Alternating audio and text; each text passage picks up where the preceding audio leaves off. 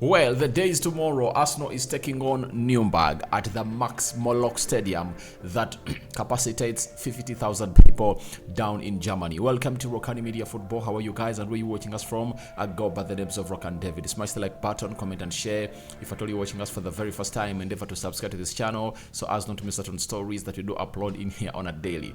Here I come with the Nurnberg versus Arsenal match preview, the very first pre-season game of Arsenal. Leave alone the one they played against Watford that ended 1-1, that was really closed doors, that was unofficial.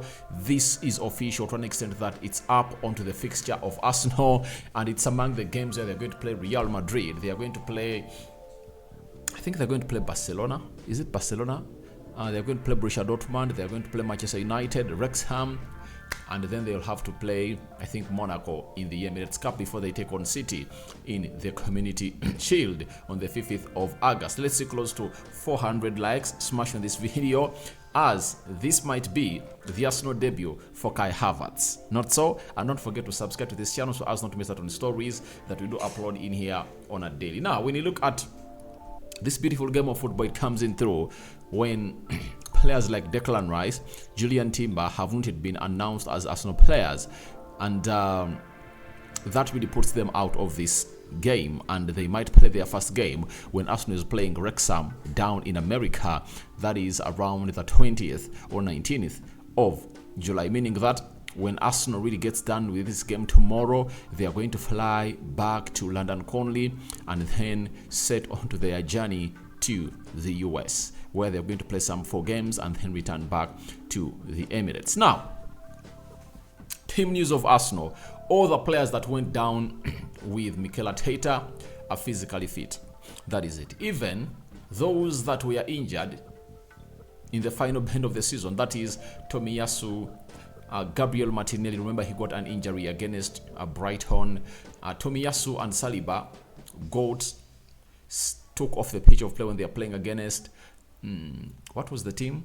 It was Rio Sociedad. No, it was Sporting Lisbon that knocked Arsenal out of the league, out of the UEFA Europa League. Then Arsenal found itself in a situation of having who else injured? El Nini, and all of those players are fully back, and Tomiyasu is showing his progress, and you never know whether tomorrow he's going to be put into the starting 11 of Arsenal by the manager known as Mikel Arteta. When you look at Nurnberg, it's really one of those sides that went ahead to give Arsenal hard time in the first 45 minutes they played last summer.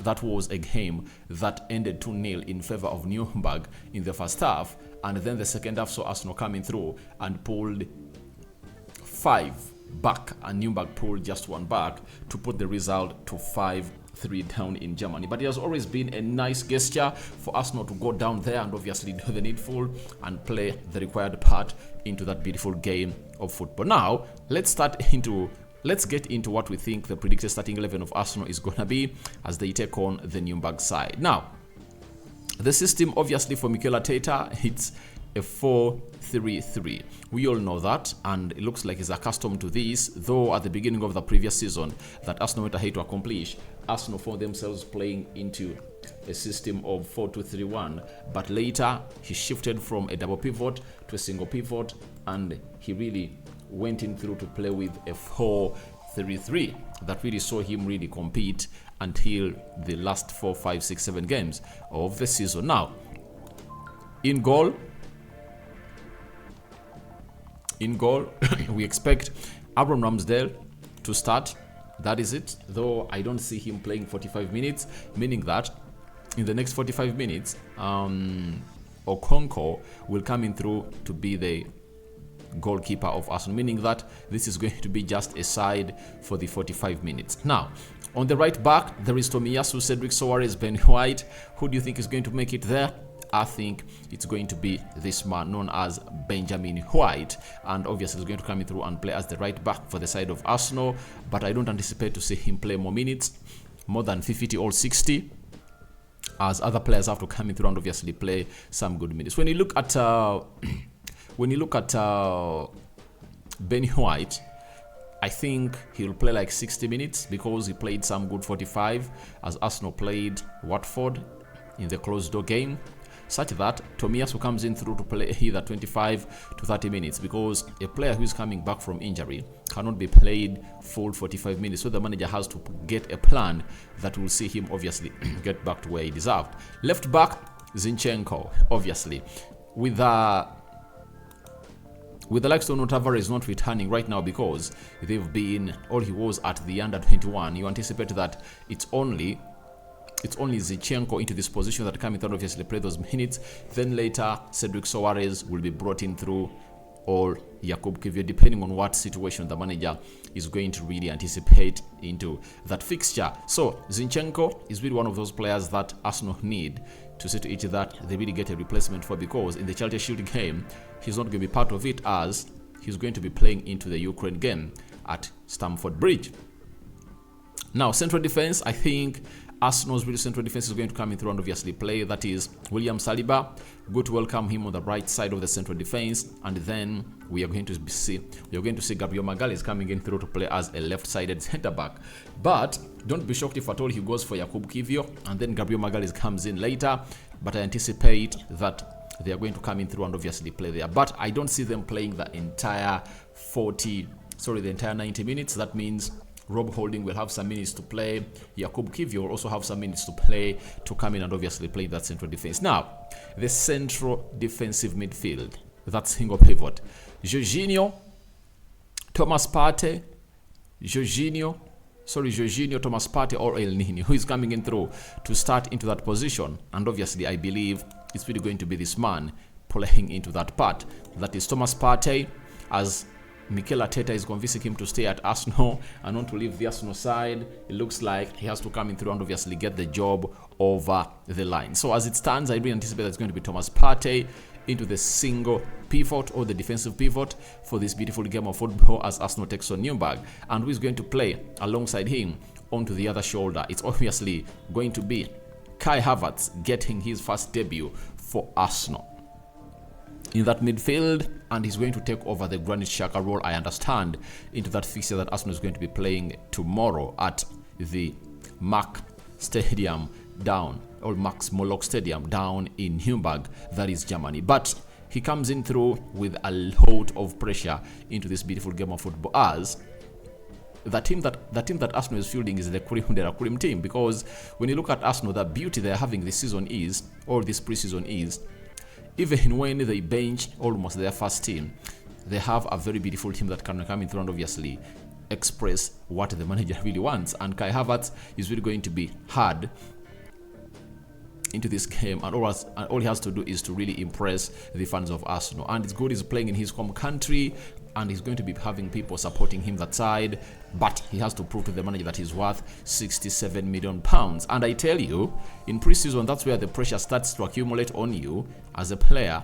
If at all you find yourself in a situation you're not performing very well, remember the player Darwin Núñez, when he really couldn't even score goals when Liverpool was playing its pre-season. So people were really cutting out those videos of his, and they put them onto social media, and they are really accumulating pressure. So if I told you Kai Havertz, tomorrow is one of those games you're supposed to use and obviously thrive and obviously put in the best that we deserve or we expect from you, as Gabriel Jesus did when he was playing his first game for Arsenal down in Nuremberg. Remember, in that game he came out and scored a brace, and the third goal that he scored was given to another player, and he was really hitting the ground running, and no one really had any queries about him. So for Kai Havertz, he needs to hit the ground running, and that is the best game for him to obviously do that, because he faces Wrexham, Manchester United, is it Real Madrid, and other teams they're going to play down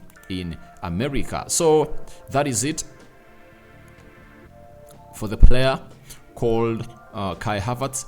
Then Martin Odegaard is expected obviously to play part into this fixture. Remember, Martin Odegaard and Kai Havertz never really took part in Thomas Partey. As you see that three-man midfield, they never took part into the closed door game where Arsenal was playing Watford. They never took part into that game, and they found themselves in a situation of really training for the first day that game was really taking place. And here they come, having trained for now close to a week with the club. It comes to them to take over the mantle from the midfield three that Mikel Arteta really went ahead to obviously put up. Now we go to the front three of Arsenal. I anticipate that Reece Nelson is going to be started as a right winger. Yes, Bukayo Saka is back, but I see him coming off in the second half. That is it.